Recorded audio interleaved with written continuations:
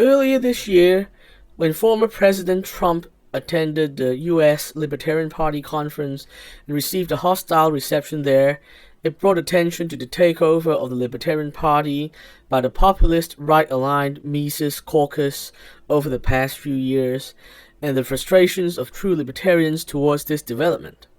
The Libertarian Party is vulnerable to this because it is a small party supported by a small movement, and it is situated adjacent to a much larger and more well-funded right-wing propaganda machine that has largely moved towards authoritarianism in the Trump era. A lesser discussed fact is that around the same time, the woke skeptical movement experienced a similar hostile takeover too, even though it is not a formal political party. It seems that the populist authoritarian New Right is hell-bent on taking over and remaking everything it can, which is unsurprising given its ideological commitment towards dismantling the cathedral and regime change in America and the West. But firstly, how would the woke skeptical movement have turned out in my ideal world?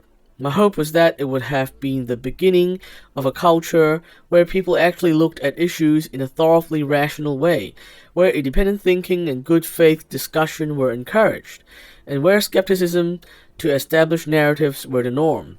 The worst aspects of wokeism were slavery to unsound philosophical theory, irrationality, a lack of free speech, conformity with the in-group, tribalism, and seeing everything as a power struggle, which justifies bad faith arguments.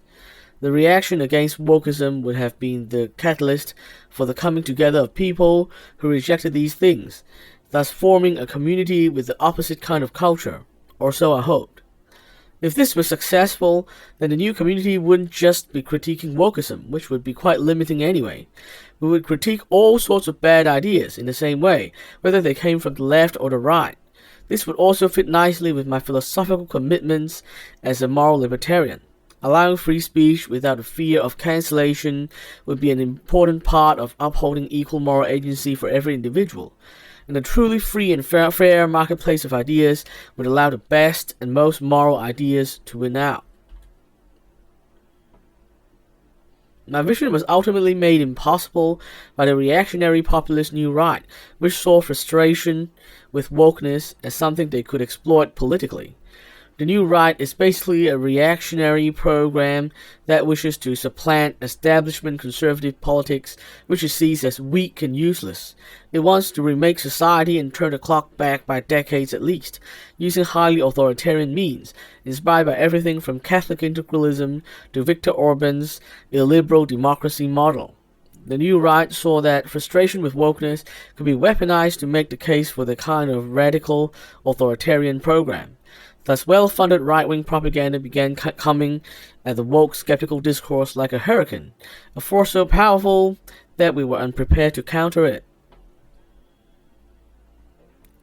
The New Right's strategically biased reporting and use of emotionally charged rhetoric distorted the woke skeptical discourse to serve the New Right's own political interests, to promote and justify its worldview, and to build it into a dominant force on the right.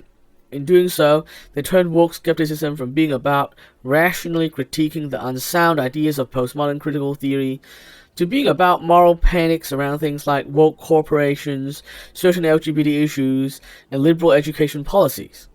Failed presidential candidate Ron DeSantis was perhaps the most important figure in this campaign, which is why I've long said that he represents an even bigger problem than Trump. This unprecedented aggressive campaign has actually been very effective in redefining the content and the tone of the woke skeptical discourse. It is why even in moderate center-left circles that pride themselves on rejecting wokeness but still being liberal, hysteria about drag queens occasionally comes up nowadays, even though it wasn't a thing in most woke skeptical circles prior to 2019. My point is, the right-wing moral panic discourse is so loud, so persistent, and so aggressive that it has reached basically every corner of woke skeptical landscape. The replacement of rational critique with moral panic has turned woke skepticism into a tribalist, conformist, and sometimes irrational movement, ironically the opposite of what it started out as. I certainly wouldn't have supported a movement that looks like this. The question we need to ask here is, can we still fight back, spit the new right out, and salvage our original vision? I actually think yes, but we have to be dedicated, brave, and strategic. Dedicated because it will be hard work. Brave because we will need to stand up to the new cultural hegemony being forced upon us by the new right. Strategically, we have to recognize that the new right are not allies, but intruders with weird beliefs. I think the key here is to encourage even more skepticism. While the woke skeptical movement has been thoroughly skeptical towards wokeism and its various claims, it has failed to be equally skeptical towards the new right, perhaps because they try to befriend us and convince us that we are on the same team in the beginning. The subsequent events have shown that we're actually not on the same team. We might both be opposed to wokeness, but it's clearly not for the same reasons. Indeed, we just need to ask the same questions of the new right as we did towards the woke left. We would then be able to expose the fact that they are just as full of unsound philosophical obsessions, irrationality, hostility towards free speech, conformity with the in-group, tribalism, and bad faith arguments. Literally, just critically examine the very weird ideas of the new right, and the even weirder phenomenon where previously respectable influences just accept all of it uncritically. I'm not naming names, but we all know who they are.